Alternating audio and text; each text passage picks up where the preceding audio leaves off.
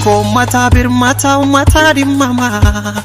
bakki inni jirutti kaayina manne uumaa kabachiisa nagaa gaachana uummataa lubbuu fi qusatu uummatu fiitiif laata kabachiisa nagaa gaachana uummataa lubbuu fi qusatu uummatu fiitiif laata in jaalana in kabajna in birmanna birdaabana wal qabanna waliin hojjanna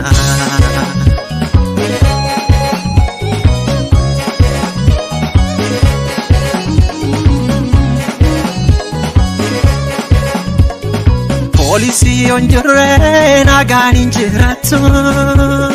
nagaan facaafatte nagaan inamatu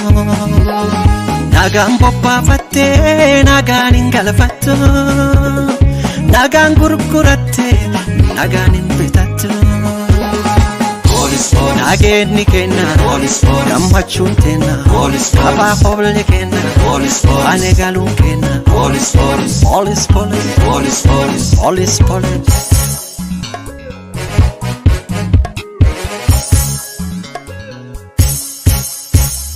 Due galaf mara irrafun bokotu Olantummaan seera akka kabajamtu Jabala fandabsu attuun nunattu Beena waliin jedha warri dubbita dubbatu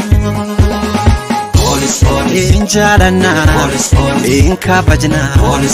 in birmanna birdaabana wal qabanna waliin hojjanna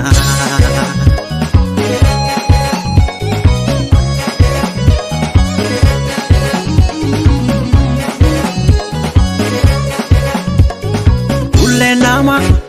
warrille nama reema jibbama warri dhimama kabajuu qabna jaalachuu qabna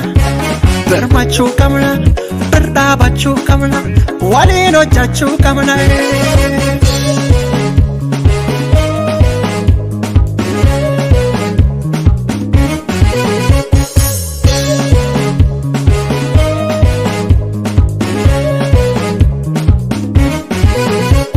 Daraaf dhugaa jidduu ejjee ka gargar baasa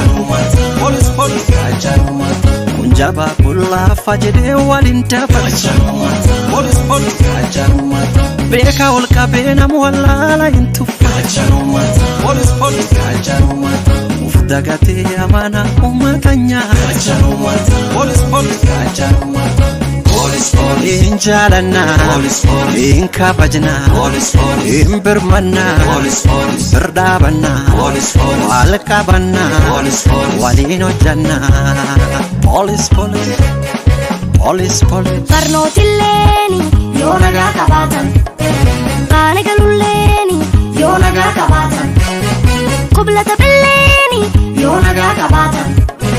kolma bultilleeni yoo nagaa qabaatan Polisi kamnama sodaanna hundinuu isaa walqixxee ergamaa hundaa Tokko laala waliin dabarsu xiqqaa fi gochaa yoo dhugaa dubbanne nurra qabaa galataa gochaa qaam namaa keessa poolisii lafee dojaa in jaalana in kabajna in birmanna birdaabana wal qabanna